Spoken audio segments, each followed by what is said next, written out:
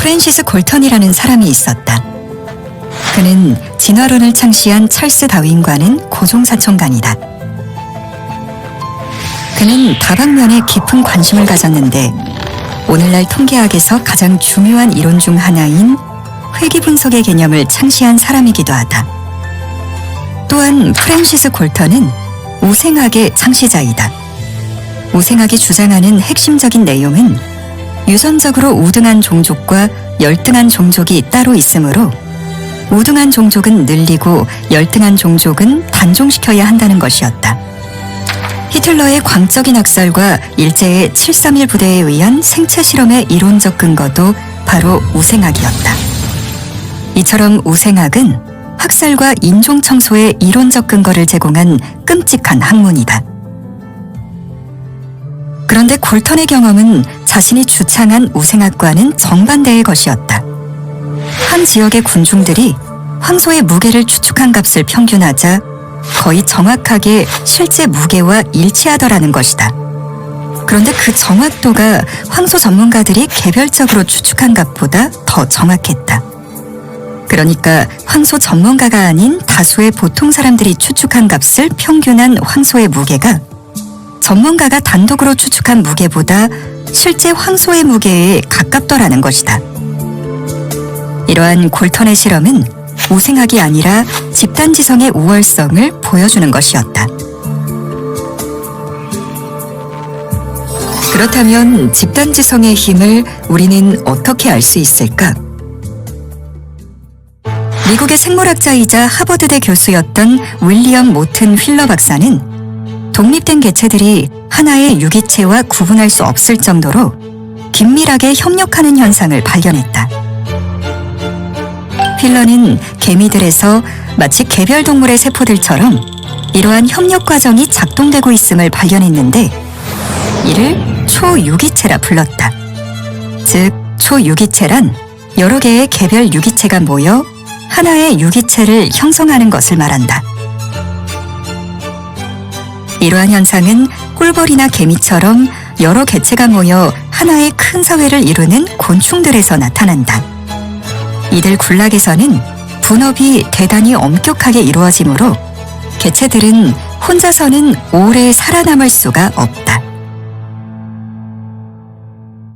19세기 영국의 사상가였던 허버트 스펜서는 사회 조직에 초점을 맞춰 초유기체적이라는 말을 만들어냈다. 사실 고도의 분업과 전문화가 이뤄져가는 현대사회도 초유기체적 성격을 가지고 있다.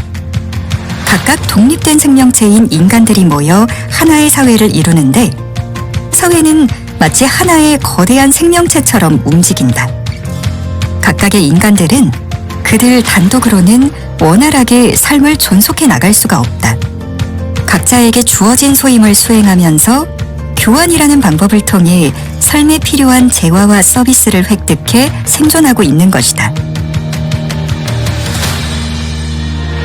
초유기체를 형성하고 살아가는 꿀벌이나 흰개미가 군락에서 분리돼 개체로 살아남기가 어렵듯이 인간 사회에서도 개인이 사회와 격리돼 단독으로 생존하기는 어렵다.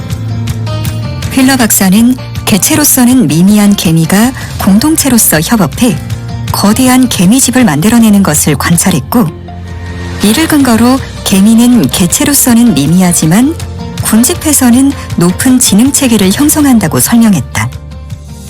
이와 같이 다수의 개체들이 서로 협력하거나 경쟁하는 과정을 통해 얻게 된 지적 능력을 집단지성이라 하는데 학자들의 연구에 의하면 이는 개체의 지적 능력을 넘어서는 힘을 발휘한다.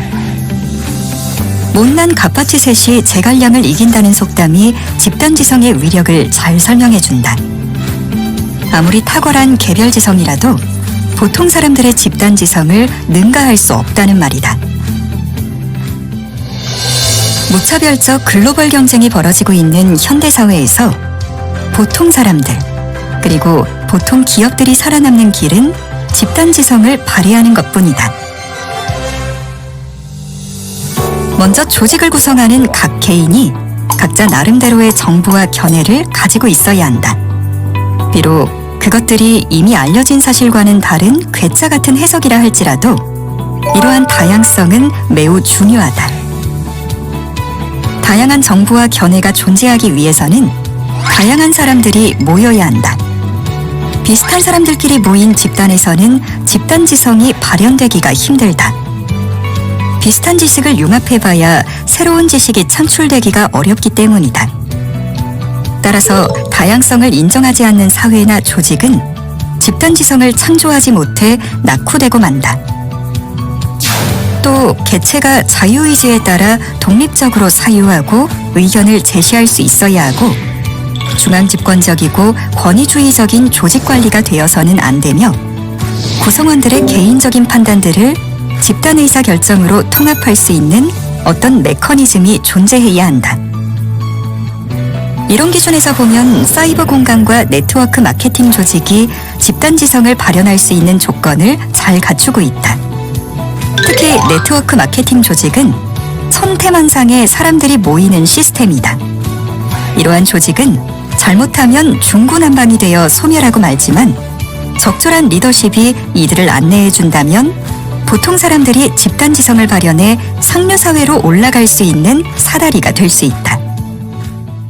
네트워크 마케팅 사업의 성공 여부는 각 조직이 초유기체를 형성하느냐 아니면 각계 약진하느냐에 달려있다.